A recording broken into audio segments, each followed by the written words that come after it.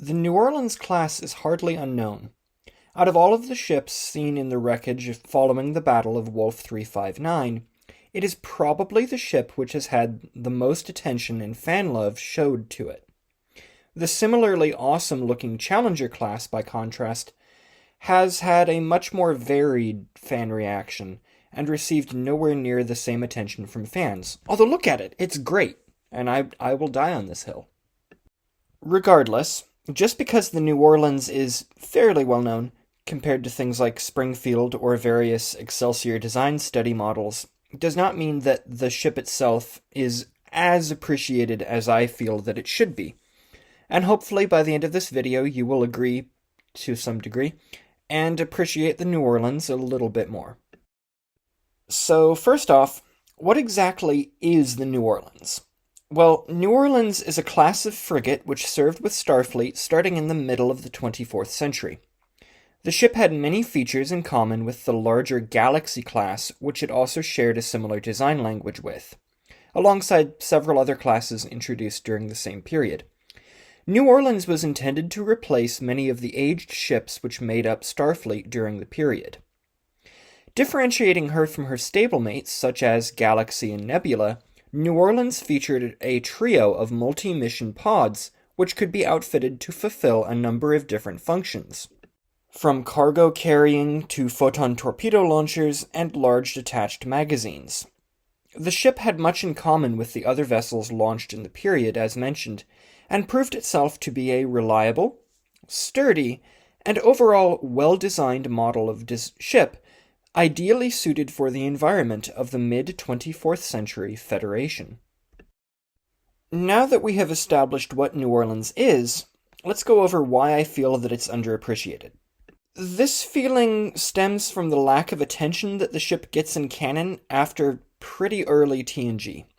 In the first few seasons of the show, we see the New Orleans class mentioned numerous times, both by the class's name as well as individual ships that are members of the class being mentioned during the show.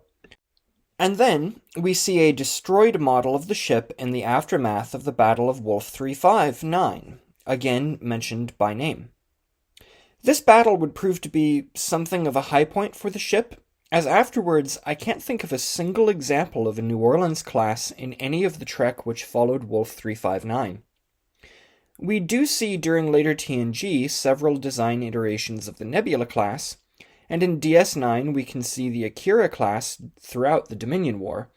We also see the ship in First Contact, but I think it's much better known from DS9.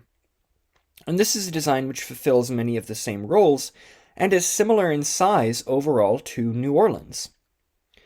I feel like this would have been a near-ideal ship for the Dominion War. Like Akira, it has a lot of torpedo firepower, it looks big and impressive, and works well with established Trek design language.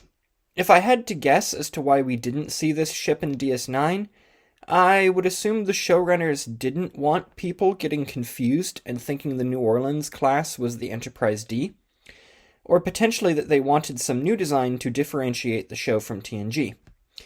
In both cases in DS9, we see Galaxy-class ships, which is the same class as Enterprise, and also several Nebula-class ships, which are from that era and look very similar. I feel like this lack of attention carries over into the games and expanded universe which follows DS9. We see many of the ships from DS9 in detail. Lots of Akira and Nebula-class ships, but it's pretty rare that we ever see a New Orleans. Pretty much anywhere. And again, I think that this is a big missed opportunity to give a really cool class of ship the love and attention that it deserves. To its credit, the New Orleans is in Star Trek Online, as far as I remember, but I've not played that game in a good long while. Now, you could sum this video up by saying that I'm salty that New Orleans doesn't get equal screen time to ships like Akira and Nebula, and then you can move on with your day. There, I've saved you a couple of minutes right at the end of the video, so I really haven't saved you any time if you've made it this far, and me saying that makes you think I should log off. But I'll die on the hill that New Orleans is cooler than both of those ships. and deserves far more attention than the verbal mentions and tattered wreck we got in TNG. Again, as far as I know, the thing is in Star Trek Online, and that's really cool. But I've not played that game in a very long time, and at this point, I am afraid to pick it up again because it's probably going to be several new games by now, and just very complicated, and I'll be totally lost, and that would make me sad. Because live server or MMO games. Anyway, thank you for watching this video. Hopefully you enjoyed it. Hopefully, ideally, in a perfect world, you also think that we need more New Orleans in our lives. Hopefully you also like the Challenger class, which I'm a fan of, but most people aren't. I don't know why. I think it looks really cool. And also it uses components from a Typhoon class submarine, which also makes it much, much cooler, in my opinion. But yeah, so hopefully, regardless of your feelings on the Challenger class, because this isn't a Challenger class video, despite what you might think, hopefully you liked this video. Give it a like, comment, subscribe. Those are the things that YouTubers tell you to do. And then also, if you like the artwork in these videos, all of the artwork that I make for the channel can be found in the Patreon.